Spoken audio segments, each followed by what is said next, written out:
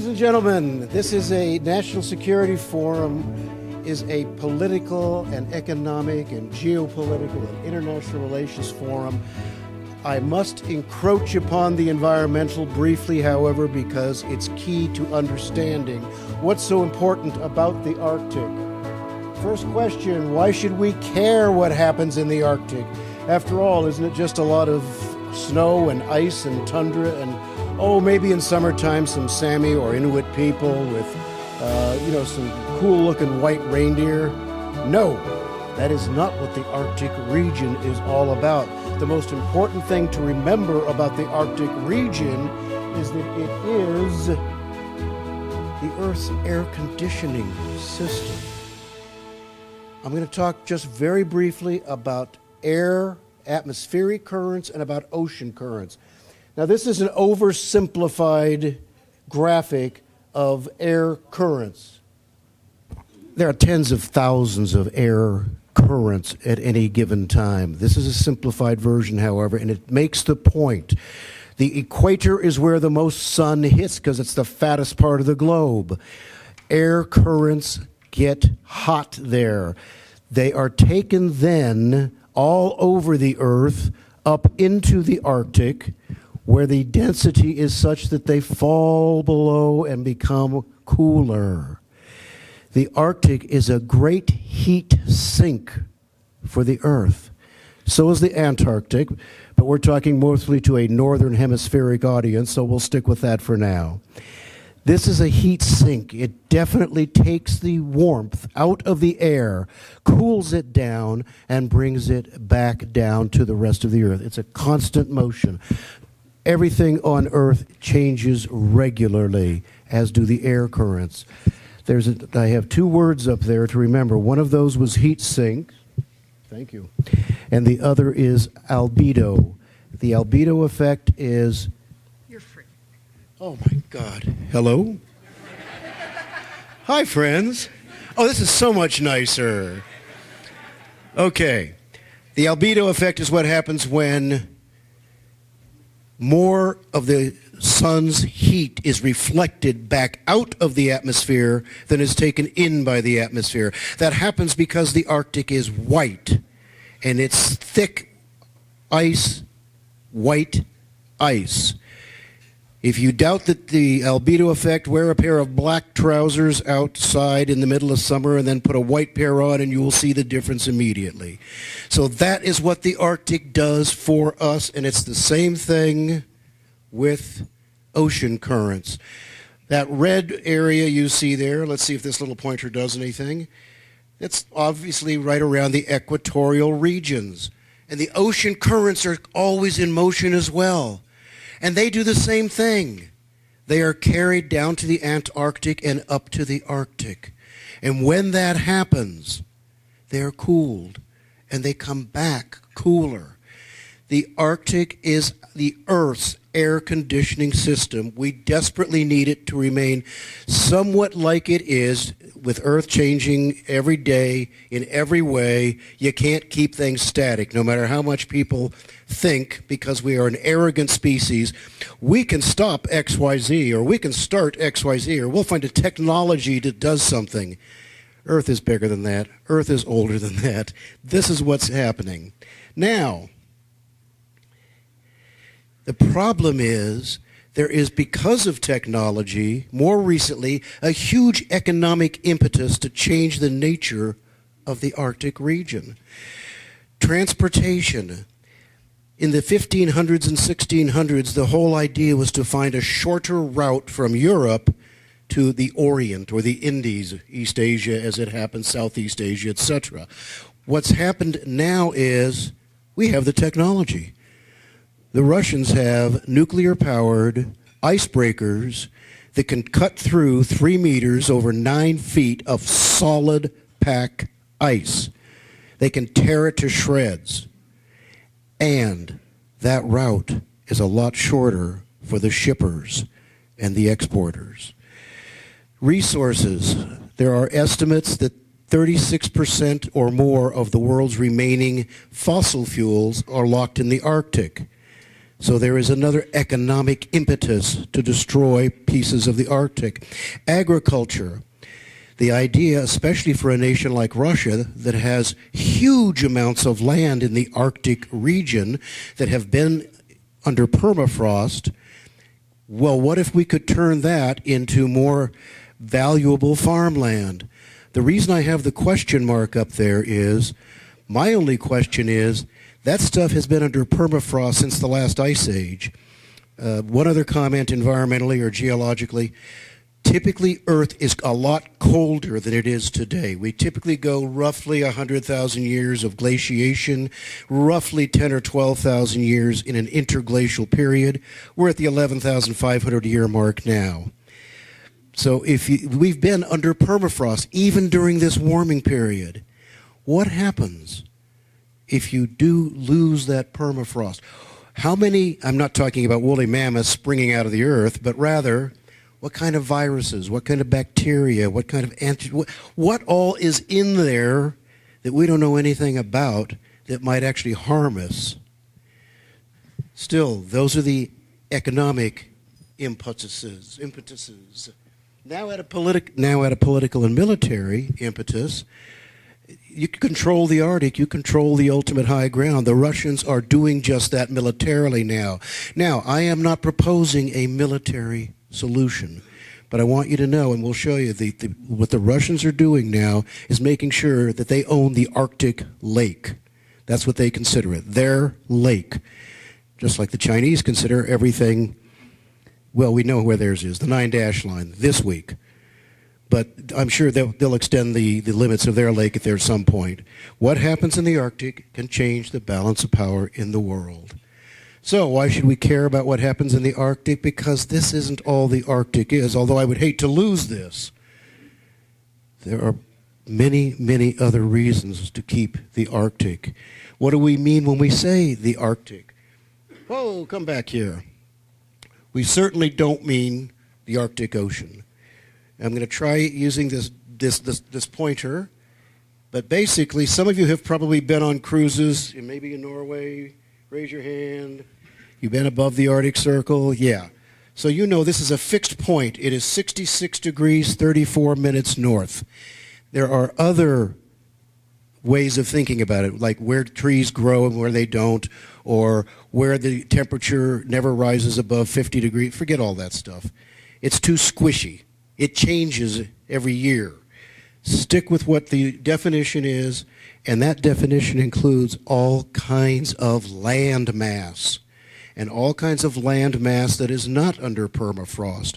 So when we talk about the Arctic region, we are talking about basically 6 nations whose economic zone, whose exclusive economic zone gives them a right to negotiate up in that area.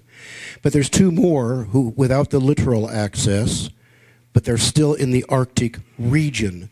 The 6 are, of course, Russia, the United States because of Alaska, Canada, Denmark because it owns Greenland currently. Iceland is not actually physically within the realm of the Arctic Circle, but its economic zone is, and of course Norway. That leaves 2 others, Sweden and Finland, and they have no access to the Arctic Ocean, but they're in the Arctic region. These are the members of the Arctic Council.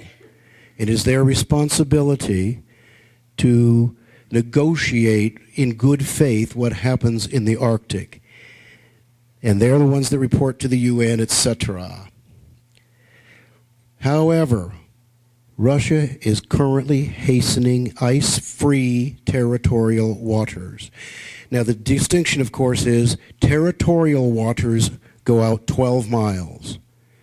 Economic zone goes out an additional 200 miles.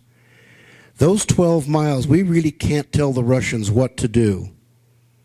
But we can sure as hell, if it goes 12 miles and 1 inch, as a world, or as a nation, or as an Arctic Council, find ways to make sure that it goes no further. And that is absolutely critical that we do so. As I mentioned here, yeah, that's the shortest route. And again, the pointer doesn't do us justice here. But if you look at Russia, you will note they have the hugest land area, and a massive amount of their industry is already up here warming up the Arctic region. This route, if you are going from, pick it, Bremerhaven over to Yokohama, this route, there's Japan, is much faster than going all the way down through the Mediterranean, through the Suez, around to the Straits of Malacca, and back up. It's a wonderful route economically, but what harm are we doing to the environment, and how are we changing the balance of power at the same time? As I mentioned here, the planet might be harmed, but hey, that's not Putin's problem right now. His problem is staying in power and bringing Russia back to what he believes is Russia's rightful place as the most important nation in the world. It's their business within those 12 miles until it isn't. And that's why you say all nations led by the Arctic Council have a stake in this. That includes the United States. There was a time when the United States took its leadership role seriously. You'll permit me my aside here that I think about the 1992 was probably the last time that happened. We had looked the Soviets in the eye, they blinked. Saddam Hussein had decided he was going to take over the oil fields of Kuwait. He didn't. We didn't want to respond militarily. We did in that one case when we had to, but basically it was leadership and resolve. How do you stop a bully? You stand up to him. If you don't stand up to bullies, they just keep bullying. So, we need to take any action that goes beyond their territorial water. Russia stakes its claim in a couple of ways. They say, well, we have the most populace, therefore, we should have 90% of the say of what happens here. Except I'd like to point out one thing about their populace that's not on the chart. First of all, I wonder how much of that populace is there because they were in gulags there until the end of communism. And they just can't afford to go anywhere else, or they haven't gone anywhere else because that became home. Second, you'll notice all of these nations here have either the same or slightly increasing population, except Russia. It's actually losing population in the Arctic. So they will have to force people to go there or provide some other incentive to do so. Russia's 9-dash line, that oblique reference there is just recently, last week, Vladimir Putin said, this is an international body of water. We don't want to have foreign warships traversing it. So we will stop any foreign warship that decides to come through. The fact that Murmansk is still the largest port for the Russian military doesn't seem to enter into that sort of equation in their minds. And of course, it does quite well enter into it in their minds. So I think Putin looked at Xi Jinping and said, well, they're getting away with it. You know, they've got their own private little lake. We'll try to push the same thing. Again, I am not suggesting a military response to equal the Russians' military. I am telling you that we need the resolve. We need leadership. We need to make sure they understand, hey, you do not have the right to restrict navigation 1 inch beyond your 12-mile limit. So who's going to win if Russia gets this? Well, they're already doing it. They've already brought many military vessels through, and they just brought their first commercial vessel through, and that was a Maersk line, and that was done in September. So this shortened route is pretty fascinating and pretty wonderful for some people. I mean, instead of going 13,000 miles, you go 8,000 miles through a de-iced Arctic, 10 to 15 days saving at sea per vessel. That's a whole lot. That makes it less time in dry dock, et cetera, et cetera, et cetera. So Russia will be the toll taker for transit, but they'll also be a point for themselves to export stuff to the rest of the world that is currently economically infeasible for them to do. So they will get more of their own gas and oil and metals and timber and everything else easily to become a much bigger exporter. China will win because China deploys their profits from U.S. and other consumers into financing the Russian infrastructure. Heaven knows the Russians don't have any money to do it, so the Chinese do. Shipping firms, obviously, and the major exporters. So here's an example. If all goes smoothly for Russia, Russia sells more oil and gas and timber and diamonds and everything else to the rest of the world. Currently, 30% of their GDP already comes from the Arctic region. They'd like it to be even more. It's a nation that is a truly Arctic nation. That's where many of their resources are. One of their regulations, one of their rules already is that if you're going to go that route, you will have a Russian icebreaker taking you through there. There will be no such thing as any other nation being allowed to do that. It's always going to be Russians piloting through at some charge. Only Russian ships can carry any fuels in and out. Why? Because Russia is the world's gas station. Russia's economy depends on selling oil and gas, and they got a lot more of it up in the Arctic. So they're not dumb. Only their ships are going to be able to carry any fuels. And for now, the only ice-free route is through these Russian territorial waters, and personally, I'd like to keep it that way. Now, what are the stumbling blocks for the Russians? Well, you need all-weather infrastructure, and you need humans. You need people to live there, which means you have to create some kind of a civil society. You have to have some way of people to enjoy themselves there. You've got to be able to move people in there. All the Arctic nations get this. This is in Greenland. And most people who have flown over Greenland on their way over the pole to get to Europe or something, you look down and all you see is ice. But in fact, in summertime, plenty of people do live there and do enjoy living there. And Russia is rapidly expanding these massive investment projects, often underwritten by China. But here's your problem to me. That's Murmansk. That doesn't look like New Greenland. Greenland's that's much further south. This is what they're going to deal with to be able to do this. What could go wrong when you string electricity lines everywhere, powered by coal or oil, warming up everything around it? What could go wrong? Obviously, a whole lot. Who are the losers? Panama, really, it's no change. The Panama Canal, for shippers going in that direction, not a problem. Egypt, one of the world's poorest nations, is on its way to becoming poorer if the Russians succeed. They get a lot of their income from transit through the Suez Canal. Singapore, Malaysia, Southeast Asian economies, etc., a lot of transshippers, repair facilities, everything like that. Here's the other concern we should have.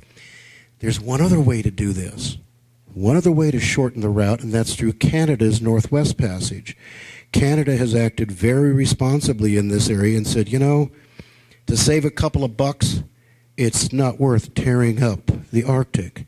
However, if Russia gets to the point where it is the only game in town, what pressure will be brought to bear on Canada from its allies and from others who are only thinking short term about the economic benefits to open up the Northwest Passage as well? Obviously, there will be huge damage, not likely damage, to the Arctic ecosystem and wildlife. And folks, that should be, to us, understanding what the Earth, what the poles do for the Earth, our air conditioning system for the whole rest of the planet. That should be of utmost importance. This is a gamble that Russia is taking. This is a nation that lives by extractive industries. Get the coal out of the ground, get the gas out of the ground, get the diamonds out of the ground, get the aluminum out of the ground. They're already about nearly 100% mining and drilling. And yet all the projects they're planning, everything you see in blue up there or red is mining or more oil and gas. So they're not doing their economy any favors. There's very little service economy in Russia already. And what they're doing is putting themselves in a position where they're even more dependent upon those extractive industries. A good example, where I have the arrow, is the $27 billion LNG facility they have built with the help of the Chinese. And the Chinese get a 30% stake. And if you've followed the OBOR, the One Belt One Road initiative, and seen what has happened to Sri Lanka, to Pakistan, to Malaysia, the One Belt One Road is peace and love, baby. We're going to try to make everybody happy, and this is going to be better for everybody, unless you don't pay us on time. In which case, reading the fine print, we get the bridge here, we get the port there. That's why they have a port in Djibouti right now, as a matter of fact. So we got to be very, very careful about taking that kind of money for that kind of risk. And yet the Russians are doing just that. And remember, don't forget the issue that the Russians are constantly breaking up the ice. The sea is dark. It absorbs heat from the sun.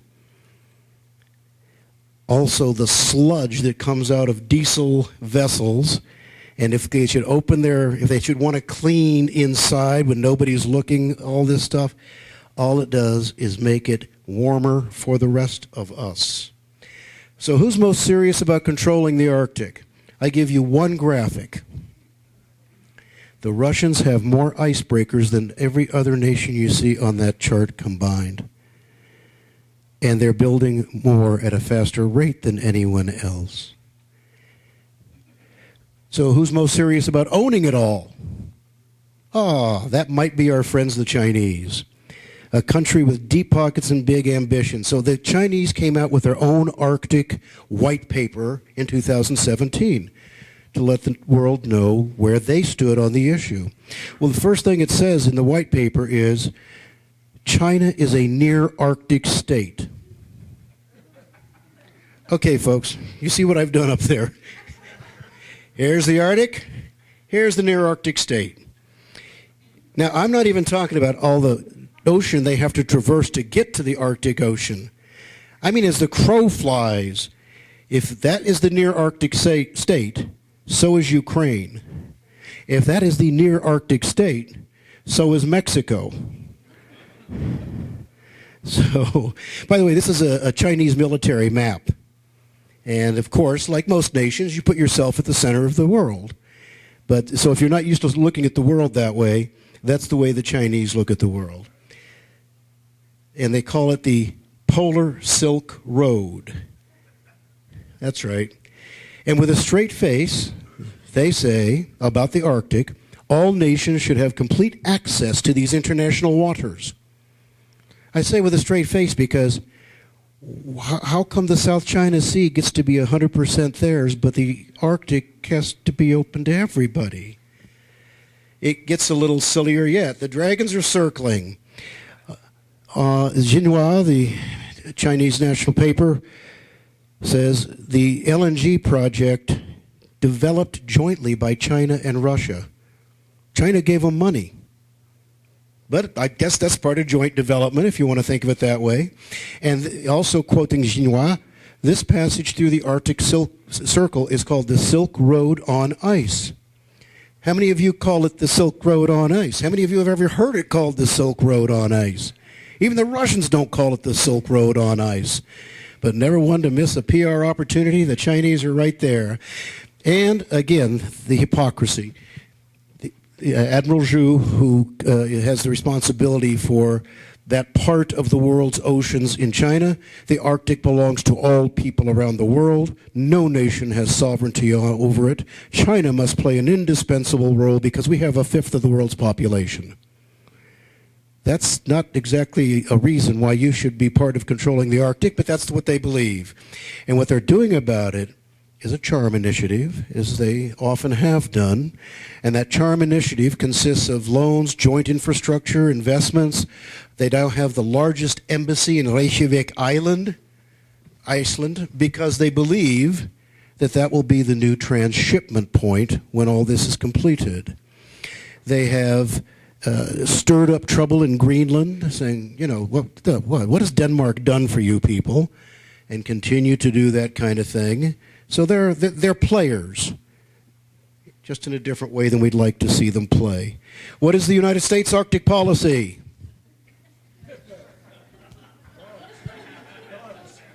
Yeah. It pains me to report this to you, but basically, what? Who cares about the Arctic? The Russian military buildup, however, is real. And I'm not saying we should react just because they have some wonderfully capable Spetsnaz folks up there and they're developing new technologies up there and so on.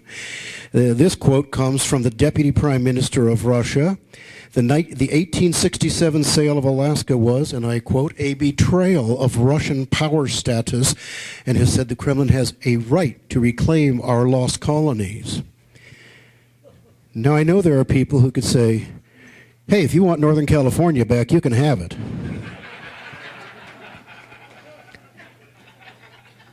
I am not suggesting that. Merely pointing out this is the kind of paranoid thing that Russian serious leaders seem to actually believe. Nature abhors a vacuum is the point. You cannot simply let it go and let it happen. Putin has overseen a massive Russian buildup, but fortunately, every other nation that has a right to participate in the Arctic, by the members of the Arctic Council, by coincidence, are all NATO members. Norway is a good example. The U.S. is behind the curve, frankly. And we've done a little more training, sent a couple more Air Force fighters up to Alaska. We've planned a U.S. Coast Guard upgrade. Again, this is deterrent, folks. It's not offensive. But for heaven's sakes, let's not just forget that the Arctic exists. Here's Norway's response. By the way, these are not Norwegians. This is our posse here. These are Special Forces folks. They're working with the Norwegians right now. They have invited more troops to the U.S. for joint field exercises. Same with air battle training. Same for adding ships to its fleet. To this, the Russian embassy said, we view it as unfriendly. Oh, darn. It will not remain without consequences. The Norwegian response was, let's get 700 more U.S. Marines there. On so many fronts, this is a Cold War, both literal and figurative. I believe we are in a new Cold War, and I'd like to keep it cold rather than hot, and the Arctic is just one part of it. When I say, will the world sell China the rope, I'm sure many of you are familiar with the saying attributed to Lenin, even though he never said it. When it comes time for us to hang them, the capitalists will line up to sell us the rope. And I'm not going into China right now. It's a separate topic that I do discuss. But, folks, just because we can buy cheap trinkets from China does not mean we should. China has been given a free pass by the United States sponsorship into the World Trade Organization, and they are taking advantage of it and stop selling them the rope. Finally, or soon finally, the free world won the last Cold War, not with bullets, but with strong leadership, united resolve, steadily standing in the face of bullies saying, that's enough, that's far enough. We have the capability to stop you. And they're not stupid. They'll understand that. This Cold War can be won the same way. I leave you with this. It isn't only about us, and by us, I don't mean just the United States and its allies, the Arctic Council, all of our adversaries. I mean, it ain't just about our species. One of these days, before I die, I want to be close enough to this guy to take that picture. That's important as well. So with that, from me and the rest of the boys and girls, I say, thank you.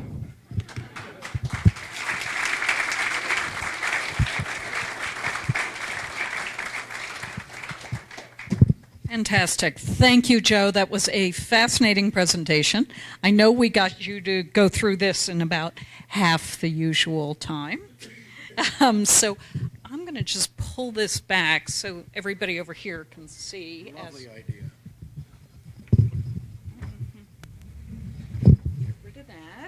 Great. Now you can see us. So I have a few questions. We can certainly take more, so if you have questions, please let us know. So I'm going to touch on a few comments that you did, and I've got these a little bit organized. First of all, in terms of legal standing, you mentioned the Arctic Council, okay? How does our status in the Arctic, how is it affected by the UN Convention on Law of the Sea and our status in or not in that? Convention on the Law of the Sea clearly states that a nation has the right to do whatever it wants within its territorial waters. No question. UN CLOS, the UN Convention on the Law of the Sea, also provided the economic zones. We hadn't had those before 1982.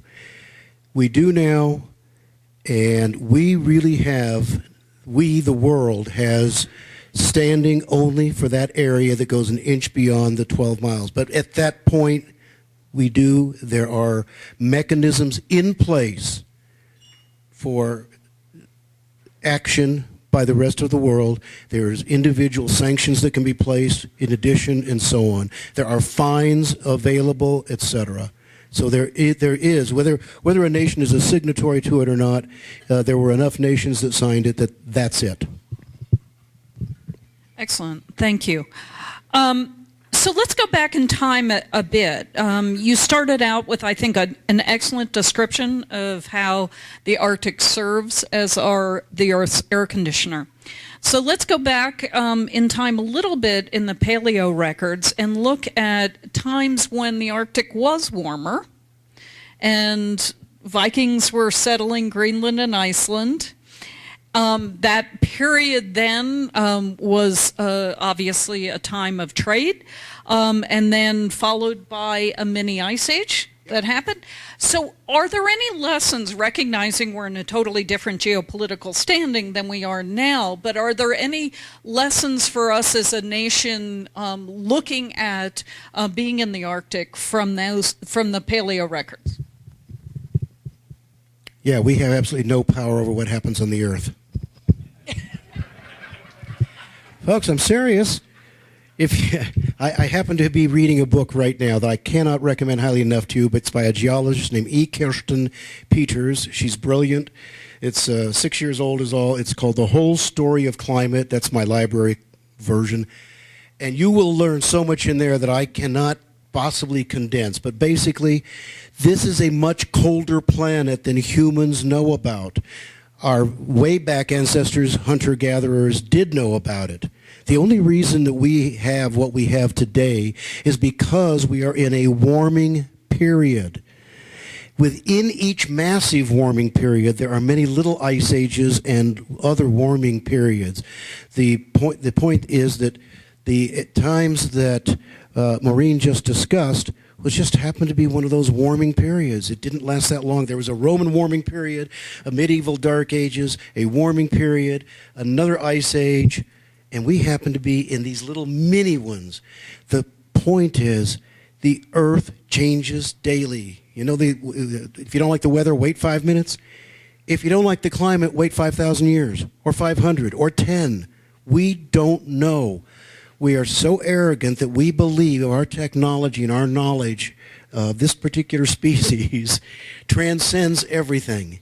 It does not. The Earth could go based upon nothing more than volcanic eruptions in a very different cold direction. Yes, I think it does help. It reminds us all that we are living on a dynamic Earth. And don't think just because it's snowing today that it will be snowing, say, in July. So I do think that puts it in context. And obviously, and I do agree, that book, wave book around, really does help for people who want a very quick synopsis of what climate has been on Earth, particularly in human populations. That's an excellent reference. Okay, so now let's go back to geopolitics, okay? We're going to start with one of my favorite questions, which is, and you did allude to it in your slide on the U.S. Arctic policy, so which was kind of blank, but had a nice picture.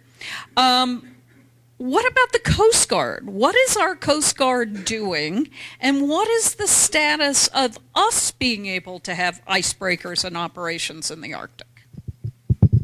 We have 3 that work. Well, that's more than I thought. They have 46 that work, and theirs are all the ones that they have under construction currently are nuclear powered, which means they have the power to rip up as much as they want, as much as geopolitically we will allow them to rip up, which I say stops at their territorial limit. And if they find there's a shorter route, forget it. So to go back to the question of what are we doing? Well, we're planning on more Coast Guard vessels. The Norwegians are in probably the most difficult shape. They have 13 Coast Guard vessels in their entire fleet. Norway has to patrol a massive area between Jan Mayer Island and Svalbard and the rest of the northern Norwegian coast, and that's where the Russian fleets all come through, out of Murmansk. So they need to build up, we need to build up, etc. And this is economic as well. Excellent, thank you. The icebreaker situation in the Coast Guard, getting better, getting worse? Getting older. Aren't we all? Okay, so let's drill down on, I think, what was one of your major points on this presentation. You mentioned numerous times the need for U.S. leadership, U.S. resolve. What specifically does that mean? And what do you think, if you could fast forward 5 years, 10 years, what would our leadership be that will have affected positive change? And how would we measure the success of our leadership? The Russians have a Northern Command, and that Northern Command has been built up hugely. It would not be out of the realm of good military thinking to show the Russians in this case that the United States has built up its force and its eyes upon what happens in the Arctic. Right now, if you go to virtually any think tank, if you go to the Pentagon and say, what are our contingency plans in the Arctic? Well, that's where all of our, and the Canadian, I worked on the NORAD treaty once upon a time. That's where our missiles and the defense system are. No. They're not going to launch a thermonuclear war that they can't win. They're going to push, they're going to probe, they're going to pinprick, they're going to push us and find out what they can get away with. Our do line, to use the old term, is not going to do a damn thing about that. So what we need to do, when I say resolve, is not say anything, speak softly, put a big stick in place, and say, go ahead, push. You're going to get pushed back. It wouldn't help to have those troops well trained to deal with Arctic situations. You do not simply send people in to that area. I have the honor of having attended the Cool School, which is an Arctic survival course. I guarantee you need serious training. And once they see that we are doing that training and we are working with our allies and we're taking the leadership, as the Norwegians already have, they'll back off. I hear you, but let's pull the thread on that. What really would incentivize Russia to not follow the path they're currently on, which is basically to throw a lot of resources and everything they got in developing the Arctic? What incentives are there out there to have them not follow that path? Because they're pretty much hell-bent on that pathway right now. And is there an opportunity for either bilateral discussions with the United States or multilateral engagement that would incentivize them to go a different route rather than punishing them for doing what they're doing now? Yes. Yeah, gotta be more than that. This should be a multilateral thing, obviously. And the fact that the other nations who have the right to negotiate on the Arctic Council, anyone with littoral access, they're all NATO members. That's a very fortunate thing from a geopolitical standpoint. So let me answer it geologically first. We could have Krakatoa erupt, and the Russians would not be able to use their icebreakers for another 30 years. That's probably not going to happen, but we don't know. It's just that kind of thing that we know the last time we were thrust into the Little Ice Age, it was a massive volcanic eruption, simple as that. Geopolitically, however, which is where your question is based, yeah, multilaterally, we show strength. We show you cannot go beyond this point. You're getting away with something. Aren't you clever? And you're helping your country's economy. Isn't that great? Don't push it. And that's a multilateral response, and it has to come, in this case, since this is the people in the Northern Hemisphere who are involved, from the Arctic Council / NATO. Excellent. Thank you. Okay, so I'm gonna challenge you on the Krakatoa question here. First of all, Krakatoa has been quite active lately, so we may still see it yet. Are you saying that changes in the Arctic and changes in the Earth's climate have nothing to do with anthropogenic emissions, or are you not? What's your position on that? Are we talking about man-made induced change, warming in the Arctic, or is this just natural processes in your mind? It comes from William Ruderman, who was retired at the time. He's 85 years old, a brilliant, brilliant scientist, who said, we should be in an ice age by now, or glacier, they wouldn't call it that, in a glaciation period, in the beginning of. And what Dr. Ruderman came up with is, it's agriculture. When humans figured out agriculture, they started slashing and burning all the trees. They created these massive areas that once absorbed a lot of the sun's heat that now absorb even more. They started domesticating sheep and goats and pigs and cows. So yes, obviously there's anthropogenic inputs into this. Agriculture was the first. Industry is the next, and because of our technology, we're going to keep pushing that. So I have no doubt in my mind that anthropogenic is one input. I just think it's a pretty minor input compared to what my understanding of what the world can do all by itself with this species not even here. Some of us may take you on. Luckily, there are some, I do have a geophysicist colleague in the audience, and we may discuss the contributions to burning of fossil fuels afterwards. But let's go back to the political issues. Okay, I thought it was fascinating that you talked about China's perspective of the Polar Belt and Road Initiative. Okay, so no, I hadn't heard that before. You also talked explicitly about China's financing Russia's infrastructure. Can you give us some more insight? How does this work? I mean, they're not exactly the best of buds.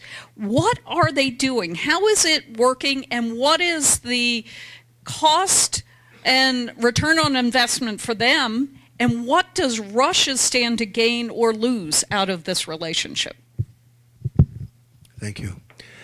Politics make strange bedfellows. I mean, Russia and China were great buds until they weren't. Look at our most recent history where they had border wars between the then Soviet Union and China. When it fits both of their strategic interests, they are going to be allied in one way or another. Even though neither trusts the other, culturally they don't like each other, but if China is making lots and lots and lots of money because we're buying their trinkets, for whatever reason, China is making lots and lots and lots of money, and if the price of oil goes down by $10 US, Russia's going back into the red. They are desperate because they are the world's gas station. Their economy is based solely on extraction. So the Chinese are financing them, and I can't I can't say it any more clearly. If the World Bank is not going to finance Russia, the United States is not going to finance Russia in these dreadful endeavors. Russia needs to do it in Putin's mind. So you're going to find somebody that'll give you the money. Who's got money that doesn't care how dirty the money is or how it's being used? That would be China right now. So that's the reason for that strange partnership. Now, will that last forever? Heavens no. It'll probably last until the first time Russia doesn't make a payment and China says, we want 45% of the LNG plant at Yamal now, because you're missing your payment. And if you read the contract here, it clearly says we get to go up 5% every time you miss a payment. Excellent. Let's keep going on the China thread.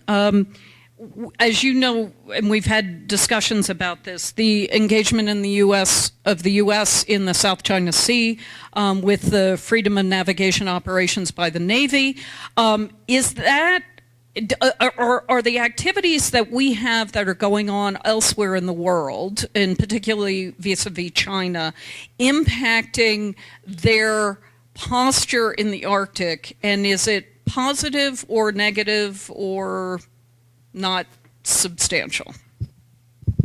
Thank you, Maureen.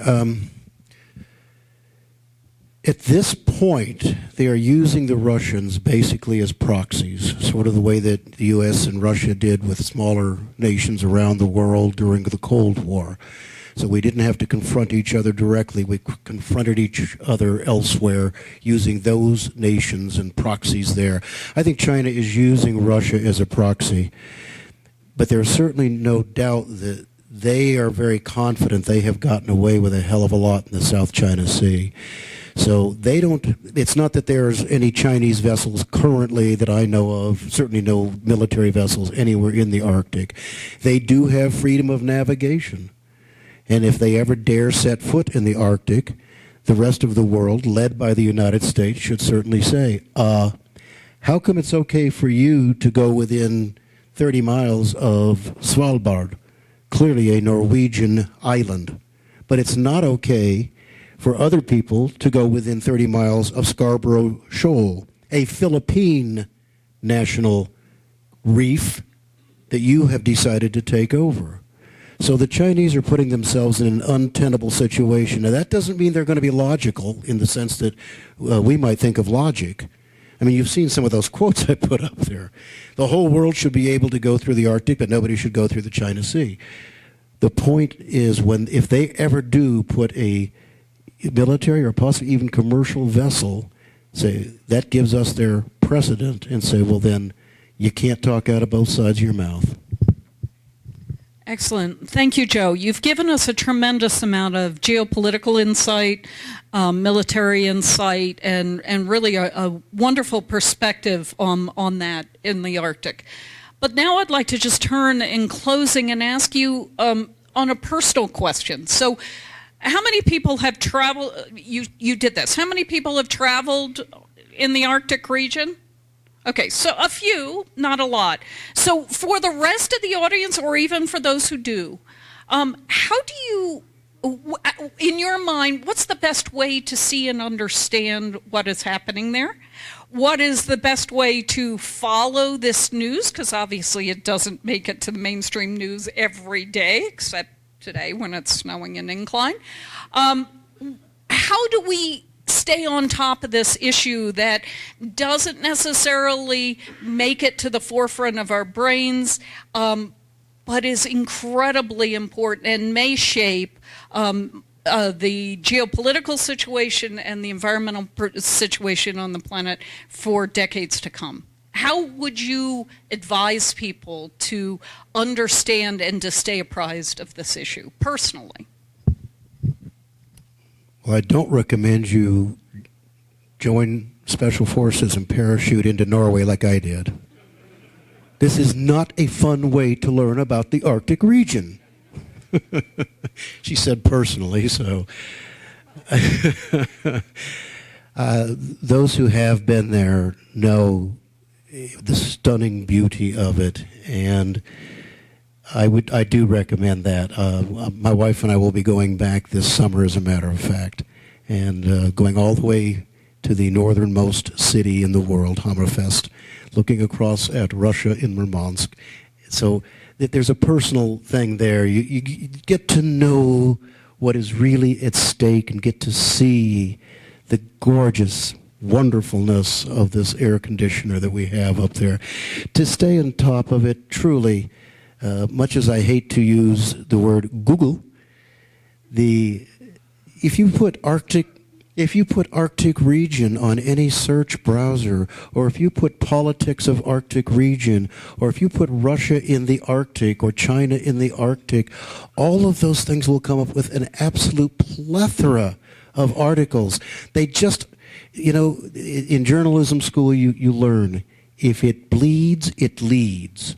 Anybody ever hear that? In other words, it has to be something just terrible and catastrophic, which is why the next storm is always the storm of the century. And, it's 2 raindrops, but it's the storm of the century. Everything has got to be blown out of proportion to make it onto the front page. Nothing in the Arctic is going to make it on the front page. But if you look up those things, you will find lots of academic and think tank and military and State Department articles on this very topic. And you will be stunned at how she is not, but should be, closer to the front page. Excellent, Joe. Thank you so much for your insightful presentation.